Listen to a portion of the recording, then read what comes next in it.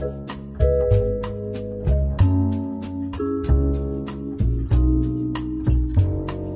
நாங்கள் ஆங்கிலத்தினுடைய உச்சரிப்புகள் தொடர்பாக நாங்கள் பார்த்து கொண்டு வரோம். அந்த அடிப்படையில் ஆங்கிலத்தினுடைய சொல்லுடைய உச்சரிப்பை நாங்கள் வேர்ட் ஸ்ட்ரெஸ்ன்னு சொன்னாங்க. இதுக்கு முதல்ல உள்ள வீடியோவில் ஒன்றுக்கு மேற்பட்ட உச்சரிப்புகள் ஒரு சொல்லுல இருக்கும்போது எவ்வாறு நாங்கள் அதனை உச்சரிப்பது தொடர்பாக பார்த்தோம். அதில் தொடர்ச்சியாக இன்னும் சில சொற்களை நான் பார்ப்போம். அவங்களுக்கு தெரியும், ஆங்கிலத்தில் அந்த உச்சரிக்க வேண்டிய இடத்துல, உயர்த்த வேண்டிய இடத்துல ஒரு குறியீடு போடப்பட்டிருக்குது. மேலுக்கு இந்த உங்களுக்கு இன்வெர்டட் கமா மாதிரி உங்களுக்கு வர ஒரு கோடு உண்டு, மேலே போடப்பட்டிருக்கும். அந்த கோட்டில் உள்ள இடத்துல நீங்கள் அந்த சத்தத்தை உயர்த்தணும்.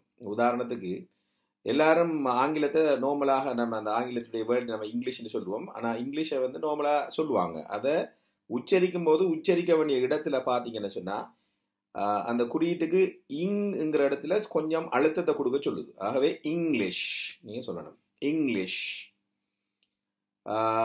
எல்லாரும் ஆங்கிலத்தை எப்படி உச்சரிக்கிற இந்த ப்ரொனவுன்சியேஷன் சொல்லுவாங்க.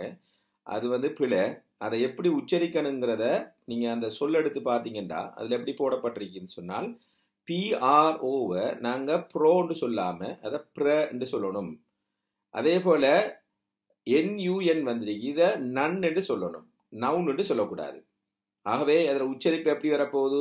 ப்ரனன் சி. இந்த ஏங்கிற இடத்துல மேலே பார்த்தீங்கன்னா ஈக்கு மேலுக்கு ஒரு கோடு போட்டிருக்கு. ஆகவே அதை நாங்கள் உயர்த்தணும், அந்த இடத்துல ஏன்னு உயர்த்தணும். ஆகவே ஷன். மொத்தத்தில் நாங்கள் சேர்த்து உச்சரிக்கும் போது ப்ரனன்சியேஷன், ப்ரனன்சியேஷன், ப்ரனன்சியேஷன், ப்ரனன்சியேஷன்.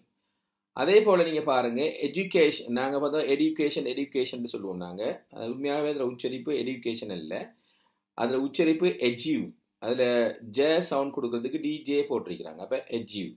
எஜுகேங்கிற இடத்துல உயர்த்த சொல்கிறதுக்கு ஒரு கோடு போட்டிருக்கு. அப்போ எஜுகேஷன், எஜுகேஷன். அதே நீங்கள் பாருங்கள், ஸ்டூடெண்ட் சொல்லுவோம். நாங்கள் ஸ்டூடெண்ட் அல்ல, அது ஸ்டியூ. அந்த அந்த ஜேயும் யூ போட்டு 2 குத்து வச்சா நாங்கள் யூன்னு உச்சரிக்கணும். ஆகவே ஸ்டியூ, ஸ்டூடெண்ட், ஸ்டூடெண்ட்.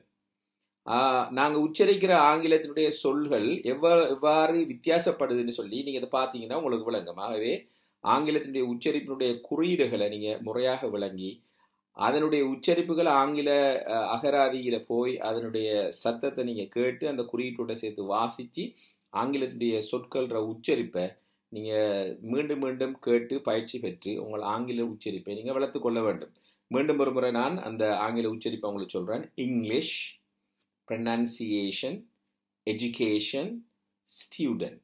இதுதான் முறையான உச்சரிப்பு. ஆகவே இந்த உச்சரிப்பை நாங்கள் எப்படி உச்சரித்தோம், அதில் குறியீடை முறையாக வாசிப்பதன் மூலம். ஆகவே இந்த பயிற்சியை நீங்கள் பெற்றுக்கொள்வதற்கு இதற்கு முன்னால் உங்களுக்கு தரப்பட்டிருக்கக்கூடிய ஆங்கிலத்தினுடைய உயிரெழுத்துக்கள், மெய்யெழுத்துக்கள் தொடர்பான உச்சரிப்போட உச்சரிப்பு பயிற்சிகளுக்குரிய வீடியோக்களை நீங்கள் தொடர்ந்து கேட்கும்போது உங்களோட ஆங்கில உச்சரிப்பு நிச்சயமாக விருத்தி அடையும். நீங்கள் உங்களுடைய ஆங்கிலத்தினுடைய பேச்சு திறனை சிறப்பாக அமைத்துக் கொள்ள முடியும்.